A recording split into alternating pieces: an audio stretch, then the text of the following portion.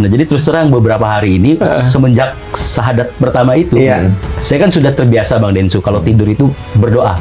Saya ini memang waktu itu memang nggak ke gereja.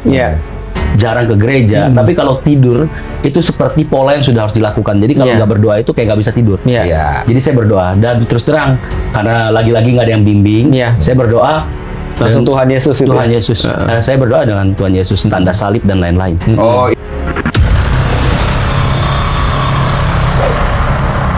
Assalamualaikum warahmatullahi wabarakatuh. Bobon Santoso sudah mualaf, banyak yang tahu ya. Bahkan ini ada yang menarik dari bincang-bincang di Curhat Bang Denny Sumargo ya, antara Bobon Santoso kemudian dengan Ustadz Felixio dan juga dengan Bang Denny Sumargo. Nah, kenapa saya katakan menarik? Karena mualafnya Bobon Santoso itu sangat-sangat mendadak. Kenapa saya katakan sangat-sangat mendadak? Karena kayaknya dari keterangan Bobon Santoso saat itu dia langsung ditodong oleh Ustadz Dery Sulaiman, dikasih mic, kemudian dihadirkan ada ibu-ibu di situ disuruh duduk. Dipikirnya Bobon Santoso waktu itu hanya menyampaikan acara yaitu berbuka puasa, karena waktu itu dia menyembelih kambing ya, ada 10 kambing bersama Ustadz Dery Sulaiman. Nah, ternyata setelah dia pegang mic itu dituntun bersyahadat. Dia kaget kan? Dia kaget, bahkan dia katakan dalam podcastnya ini tidak menduga sama sekali bahwasanya saat itu dia langsung disyahadatkan. Nah, begitu lanjut ke area masak di samping masjid, beliau nanya, udah kentut belum? Katanya.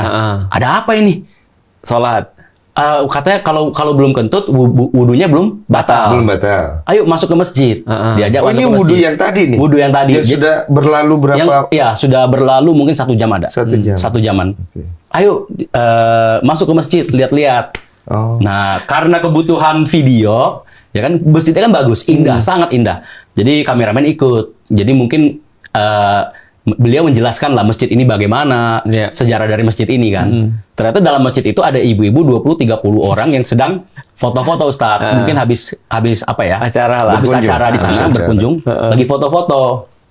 Ustadz Dery meminta ibu-ibu itu jangan pulang dulu. Bobon duduklah di depan ibu-ibu. Jadi ibu-ibu di sana, kitanya duduk di depan, disuruh duduk. Ada apa ini kok duduk di depan ibu-ibu gitu kan? Apalagi kita kan orangnya nggak enakan. Masa udah kelihatan dari tadi nggak enakan. Jadi akhirnya kita duduk, mic, kasih mic. Wah, apa lagi nih? Ya kan? Karena kita nggak berpikir, nggak mungkin. Gua kan waktu itu kan bener-bener nggak tahu ya. Kita kan belum mempelajari Islam secara detail dan dalam sekali kan. Nggak mungkin dalam hati kita mungkin diajak syahadat lagi, nggak sampai kepikiran gitu. Lu pikir mau kayak ngobrol? Ngobrol, kayak ngobrol. Biasanya kita tuh ngobrolnya mungkin yang motivasi lah sama ibu-ibu. Jadi ibu-ibu gimana kabarnya, dari mana? Kita ada masak-masak. Ya mungkin kita bisa ngajak mereka juga untuk mencicipi nanti atau bantu-bantu gitu. Kasih kan. motivasi atau apalah. Karena kan ibu-ibu kadang kan memang nggak jauh dari suka pada kalau misalnya ngeliat kuali besar kita tuh mereka suka gitu kan. Ternyata begitu dikasih mic, ayo syahadat. Ya sudah, syahadat. Lu nggak bingung? Kelihatannya bingung sih kayaknya. Dia mengatakan sebetulnya ucapan syahadat itu dia ucapkan sudah 3 kali ini ya, 3 kalinya. Yang pertama saat dia memasuki sebuah pondok pesantren, kemudian dia mengadakan acara masak-masak di sana, itu juga dituntun oleh beberapa santri dan juga para ustadz di sana mengucapkan 2 kali syahadat. Dan si Bobon Santoso mungkin karena orangnya tidak bisaan atau sungkan, akhirnya dia juga mengucapkan 2 kalimat syahadat. Meskipun itu sebetulnya bukan terlahir dari dalam jiwanya sendiri bahwa dia ingin masuk Islam, bukan ya, karena dia hanya ingin mengucapkan saja di depan orang-orang atau ingin menghormati katanya. Kemudian perjumpaan dengan Dery Sulaiman pertama kali dia juga disuruh bersyahadat. Yang jadi masalah di sini adalah saat dia tiba-tiba duduk di tengah-tengah masjid itu, kemudian dihadirkan beberapa ibu-ibu, dan ibu-ibu itu pun hanya orang-orang yang pendatang ya mendatangi masjid tersebut, kemudian juga mengadakan foto-foto. Kemudian sama Ustadz Dery ini dipanggil, dikumpulkan untuk untuk menyaksikan bahwasanya di sini ada Bobon Santoso dikasih mic dan ternyata dituntun bersahadat. Sehingga waktu itu ibu-ibu itu spontan juga memberi uang, katanya 100.000, 200.000. Ini si Bobon Santoso juga heran. Kenapa? Karena sangat istilahnya memang sangat mendadak sekali, karena dia tujuannya ke sana adalah untuk membuat vlogger makanan, pulangnya tiba-tiba menjadi mualaf. Itu kan bingung itu. Kenapa? Karena dia belum bercerita kepada istri, belum cerita kepada keluarga besar, bahkan dia juga bingung. Kenapa? Karena setelah bersahadat pun dia tidak diajari ngaji, tidak diajari cara membaca ayat Al-Quran, tidak diajari cara sholat dan sebagainya, dilepas begitu saja. Ini menurut keterangan dia ya. Dia mengatakan, bahkan dia mengatakan setelah bersahadat itu pun, dia mengatakan masih sebatas di mulut saja, hatinya belum mantap. Kenapa saya katakan belum mantap? Karena saat dia mau tidur, itu dia masih melakukan doa Bapa Kami, doa ala Kristen dengan tanda salib. Saat itu karena dia mengatakan setiap mau tidur, kalau aku nggak berdoa dulu itu nggak bisa tidur. Dan karena aku sudah dituntun menjadi mualaf dan dilepas begitu saja, tidak ada yang menuntun aku membaca apa, doa apa, maka yang dia lakukan adalah doa yang dia lakukan sehari-hari, sudah habitnya dia, yaitu doa Bapa Kami atau doa menurut ajaran Kristen, bahkan dengan tanda salib. Nah, ini menarik di sini. Kenapa? Karena sebetulnya untuk menjadi mualaf itu harus timbul dari hatinya ya.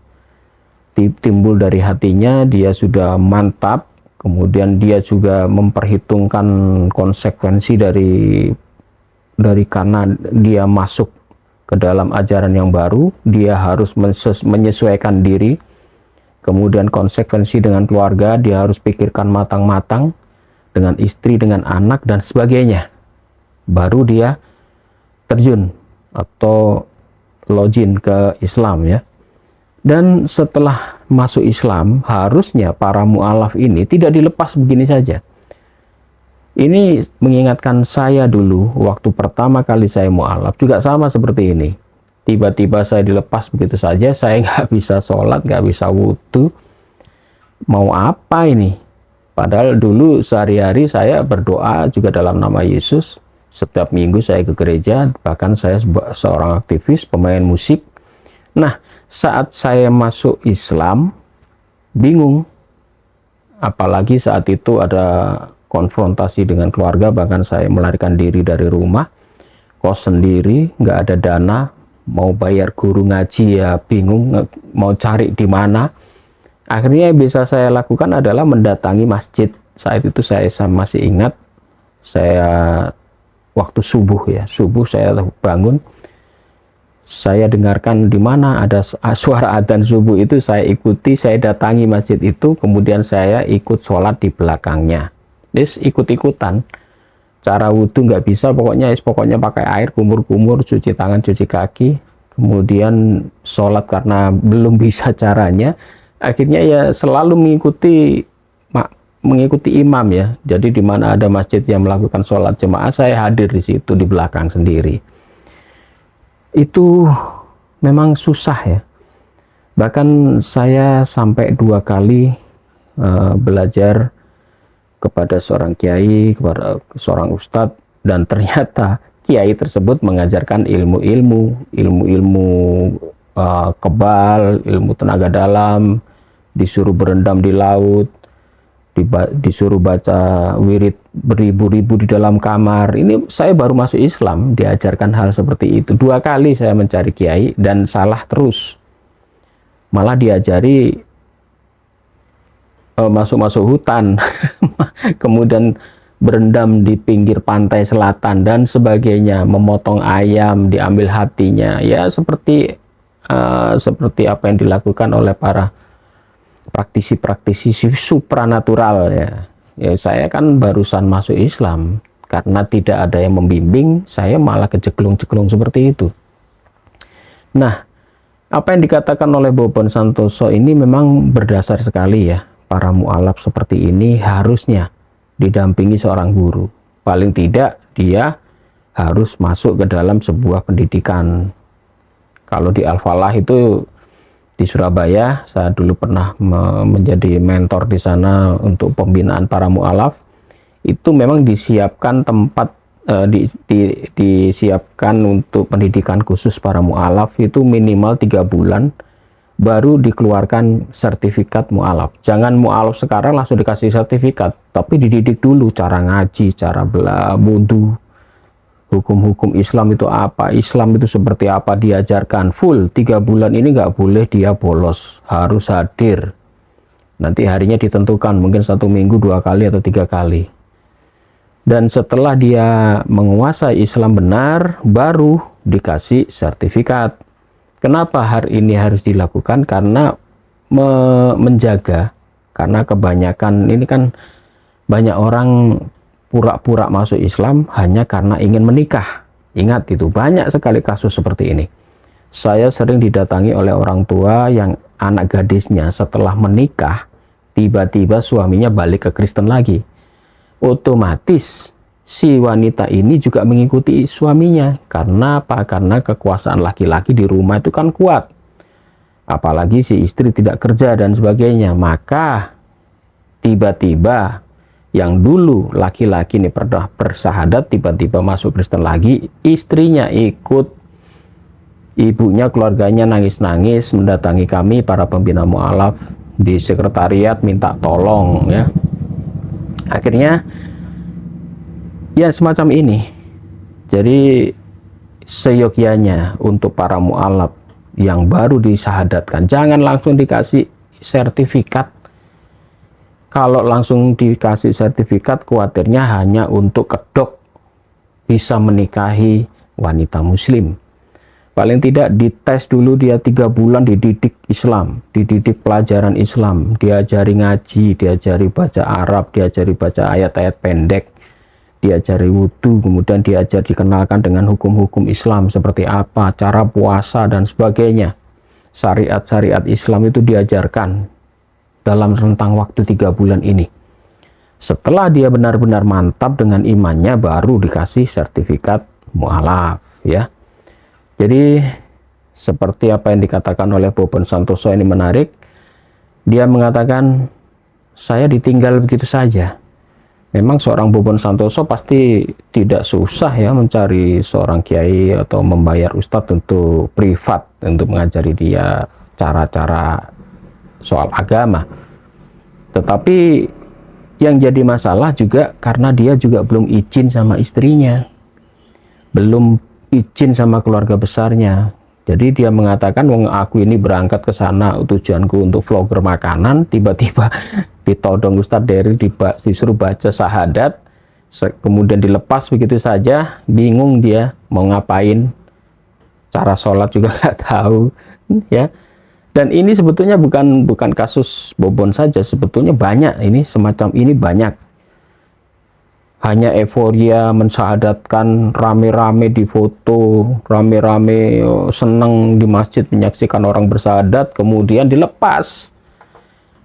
Si mu'alaf itu kemana juga nggak diurusin, pokoknya langsung dikasih sertifikat, selesai. Dan ujung-ujungnya hanya untuk mencari sertifikat, hanya untuk menjadi syarat mengawini seorang muslim, baik itu laki-laki atau perempuan ya. Jadi kita hati-hati, terutama para takmir masjid, kemudian para pembina mu'alaf.